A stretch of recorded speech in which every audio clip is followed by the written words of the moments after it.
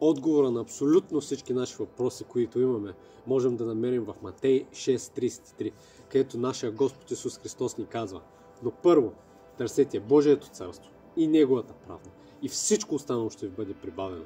Как търсим Божието царство? Бог на първо място ли е в нашия живот?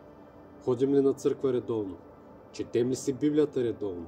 Молим ли се достатъчно? И как търсим Неговата правда? Избягваме ли да говорим празни приказки? Или като цяло да сме в компании, които говорят празни приказки? Избягваме ли клюките? Да слушаме клюки? Избягваме ли да слушаме светска музика? Прощаваме ли достатъчно? Обичаме ли достатъчно?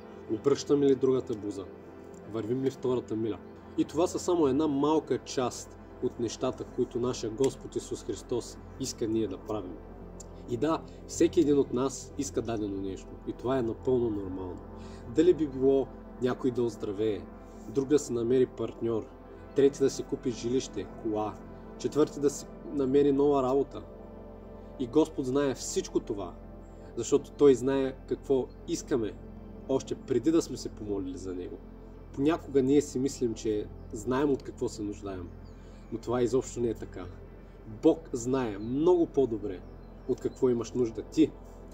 Затова ти единствено и само трябва да му се довериш, да търсиш Божието царство, да търсиш Неговата правда, да любиш Господа с цялото си сърце, цялата си душа, целия си ум и цялата си сила.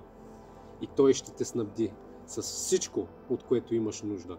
Даже с неща, които са много, много по-големи и много по-хубави от тези, които ти всъщност си мислиш, че искаш.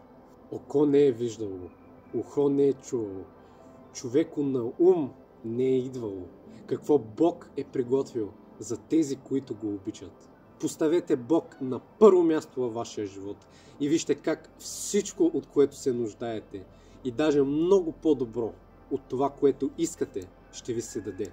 И всичкият този стрес, всичкото това притеснение, всичко ще изчезне и ще получите душевен мир. Защото единствено и само Бог може да ви го даде. Бъдете благословени, приятели!